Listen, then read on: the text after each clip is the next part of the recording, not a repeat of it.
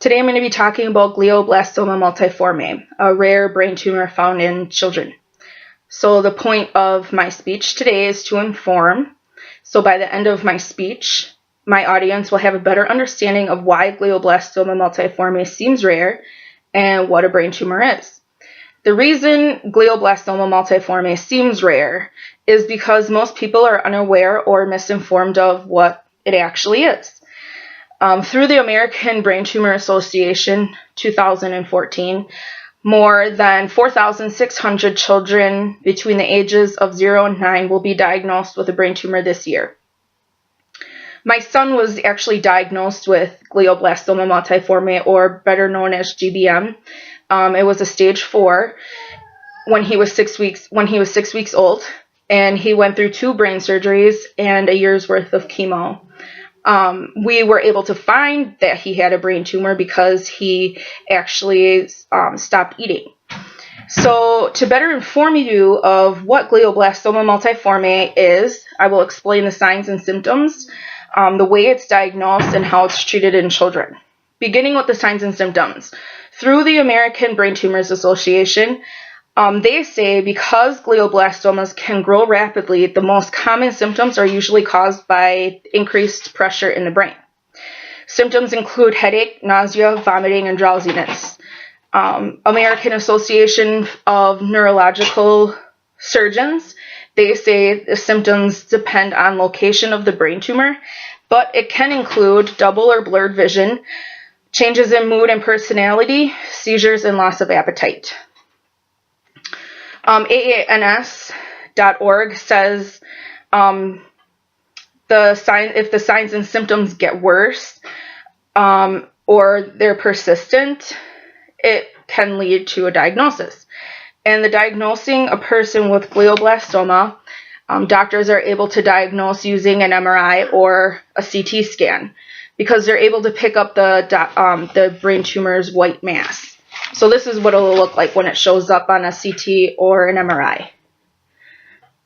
There's the tumor right there, the white mass that they're talking about.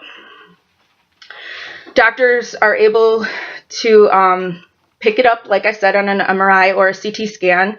If a lesion is detected through an MRI or a CT scan, a neurosurgeon will perform a biopsy, in which case the name and the grade of the tumor is determined. So this is what it looks like when they do a biopsy and they remove part of the brain tumor for that. Right here you can see that they're actually removing the brain tumor.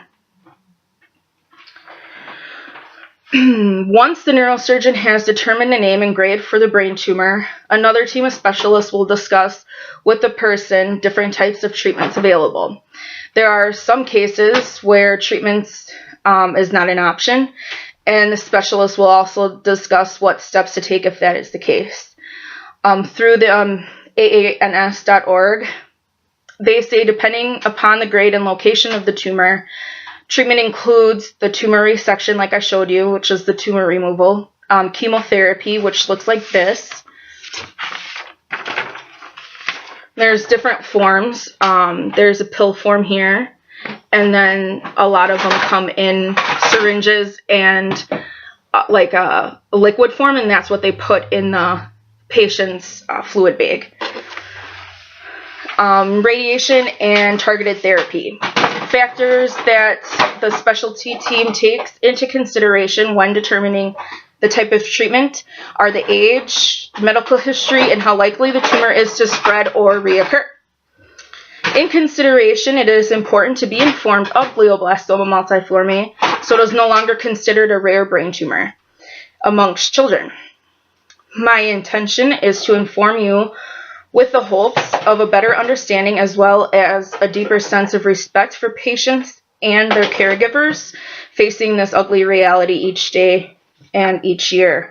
The statistics I stated at the beginning of my speech from the American Brain Tumors Association has a statement that I would like to leave you with. The diagnosis of a brain tumor is the start of a journey that nobody expects to take. And then here are my references.